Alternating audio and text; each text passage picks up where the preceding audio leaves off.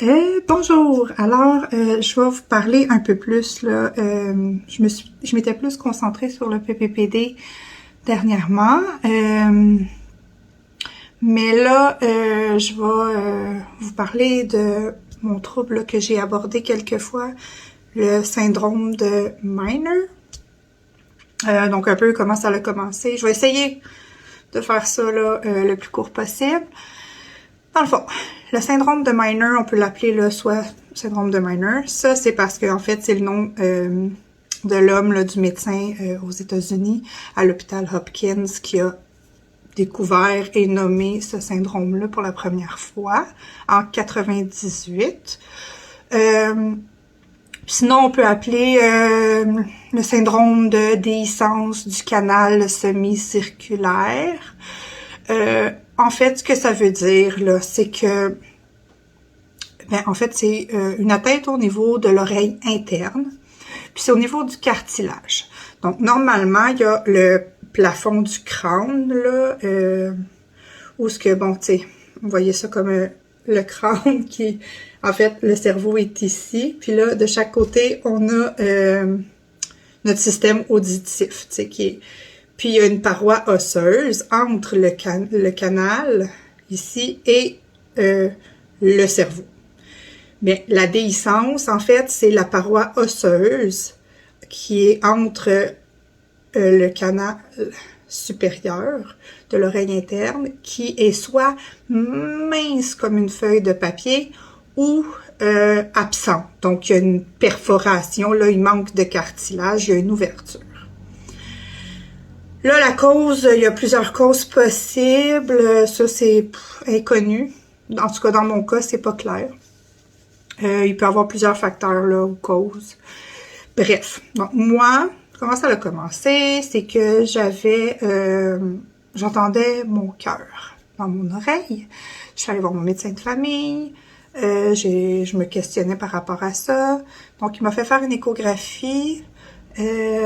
Pour voir que à ce niveau-là, tout était normal. Puis ensuite, un test auditif. On a découvert que j'avais une légère perte auditive. Mais c'est tout. Donc, on m'a dit, dans le fond, bon, tu fais de l'acouphène, va-t'en à la maison avec ça. L'acouphène pulsatile. Sauf que l'acouphène pulsatile, c'est important de savoir que c'est le symptôme d'une cause. Il y a une cause, en fait, là, à l'acouphène pulsatile. Donc, c'est important d'investiguer davantage. À ce moment-là, je ne le savais pas, là. Donc, c'est important d'investiguer davantage pour voir c'est quoi la cause sous-jacente à l'acouphène pulsatile. Moi, je suis restée comme ça pendant un moment. Puis, à un moment donné, j'ai commencé à avoir des pertes d'équilibre. Je faisais mon stage comme éducatrice spécialisée. Donc, j'étais dans un CHSLD. Puis là, je commençais, j'avais des pertes d'équilibre. Puis là, je suis retournée voir mon médecin de famille. J'ai dit, tu sais, l'équilibre, les oreilles, est-ce que mon acouphène peut être en lien avec mes pertes d'équilibre? Donc, il m'a envoyé une référence à l'hôpital de mon quartier pour passer un scan, puis j'ai revu l'ORL de l'hôpital pour me confirmer, en fait me diagnostiquer. C'est la première fois que j'ai entendu en parler, une déhiscence. Là, elle a essayé de m'expliquer, c'était pas clair, je suis allée à la maison. Bref, elle m'a envoyé aussi une référence. Tout de suite, elle m'a parlé de Dr. Issam Saliba, qui est mon ORL. Comme quoi, là, c'était la référence au Québec pour ce syndrome-là. Donc, elle a envoyé tout de suite la référence là, à la clinique à Montréal. Puis, j'ai eu une première entrevue téléphonique. Puis, par la suite, un rendez-vous en personne. Il m'a refait faire plein de tests. Un autre scan, test auditif, le VEMP. En tout cas, bref, il y a eu plusieurs tests pour confirmer que c'était une déhiscence qui était active. Parce que, en fait, c'est vraiment différent d'une personne à une autre. On peut avoir une déhiscence, donc un gros trou là, dans le cartilage, puis aucun symptôme. En fait, c'est une fraction des gens qui ont une déhiscence qui sont atteints de symptômes. Là. Il y en a qui ont aucun symptôme, mais à l'inverse, il y en a qui peuvent avoir, c'est pas nécessairement perforé, mais c'est mince comme une feuille de papier, puis ils ont la batterie des symptômes. Donc, c'est très, très, très différent. Il y en a qui vont avoir certains dans une gamme de symptômes, mais peut-être pas toutes les symptômes. Donc, c'est très variable d'une personne à une autre. Mais, donc, c'est ça. Dans le fond, moi, les tests, les examens que Dr. Saliba nous fait passer en clinique, c'est pour confirmer si la déhiscence est active, si c'est cette déhiscence-là qui nous cause les symptômes au niveau vestibulaire.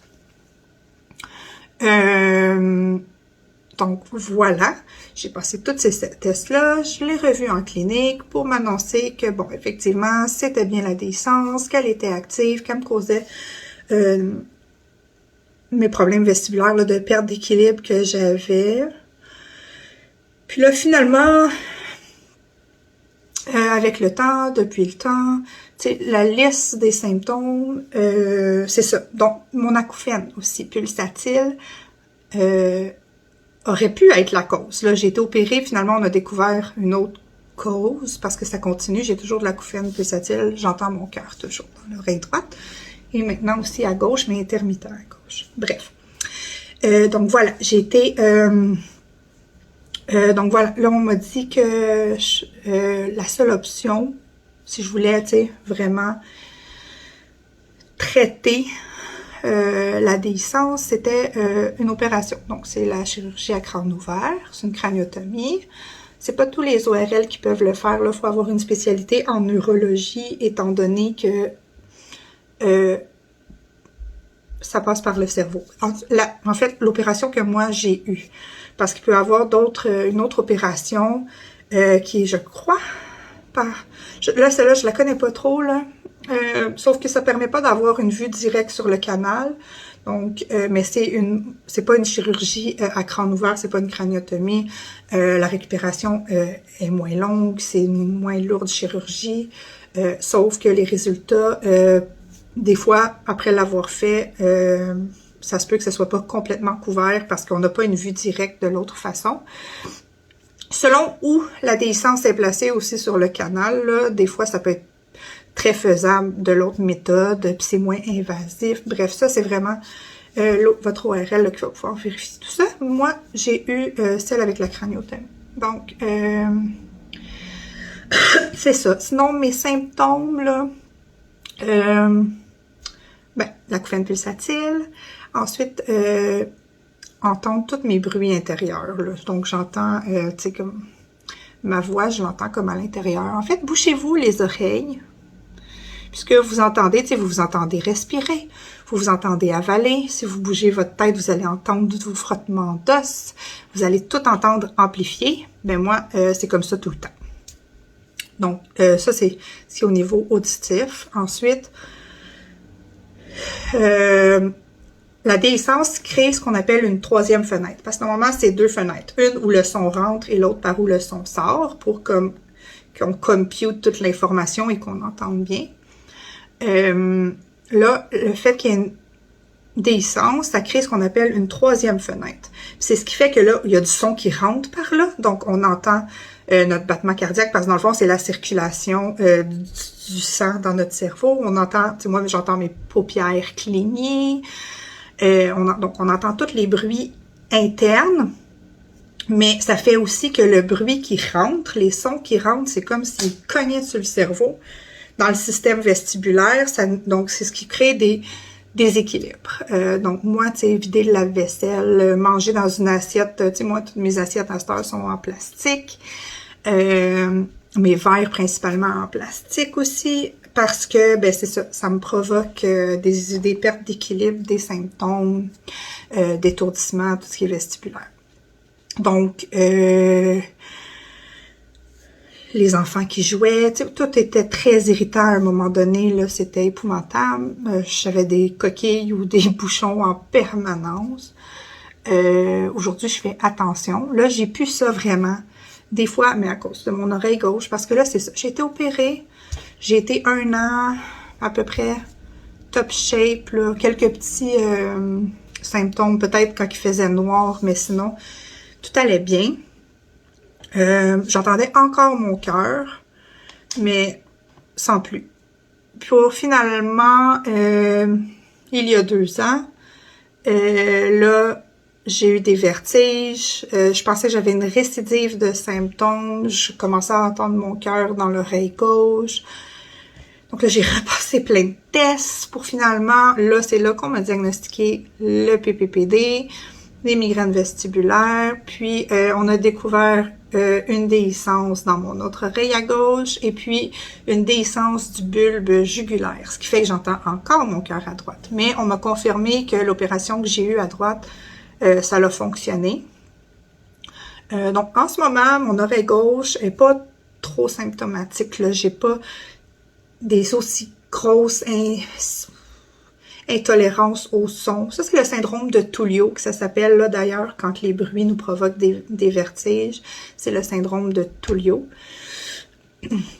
Donc, à gauche, ça semble plus ou moins être ça la cause en ce moment de mes pertes d'équilibre, mes étourdissements, le PPPD. Ça serait... Mais c'est sûr que, c'est le fait que j'ai des problématiques au niveau des oreilles, des vestibulaires, donc j'ai des atteintes à ce niveau-là. J'étais plus propice à le développer.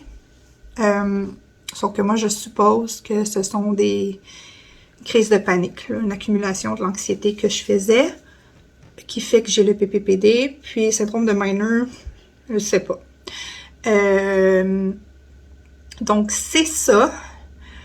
Je pourrais pas dire pourquoi la déhiscence du bulbe jugulaire et la déhiscence à gauche n'ont pas été décelées au début, quand j'ai été approchée, là, et diagnostiquée pour mon oreille à droite. Qu'est-ce qui fait que là, ça c'est...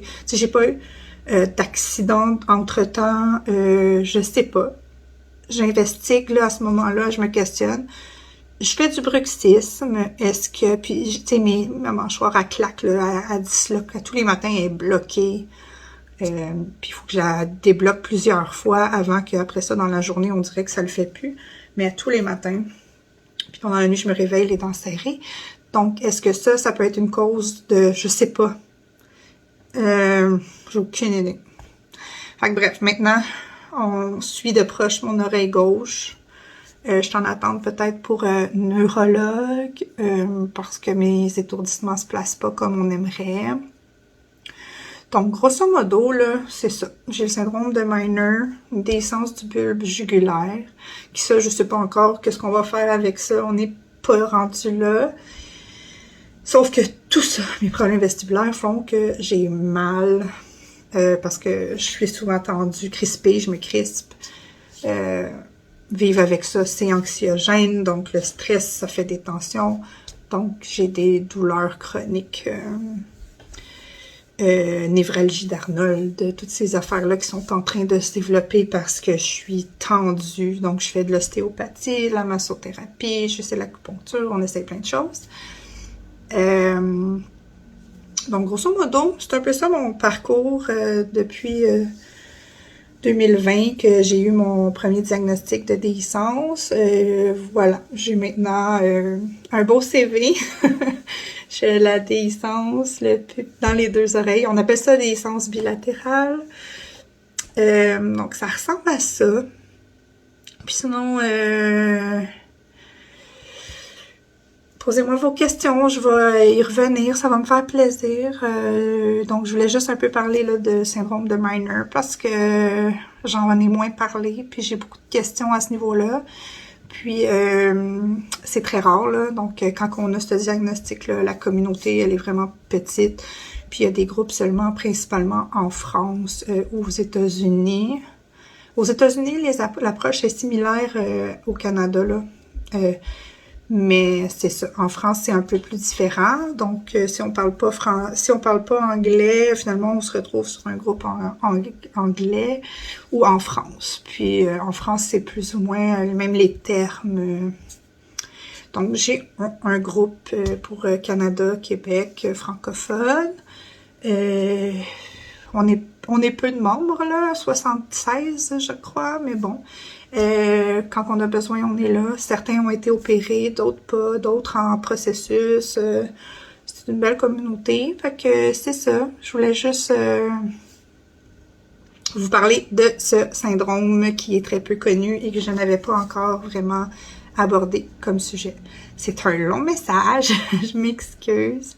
Donc, salut!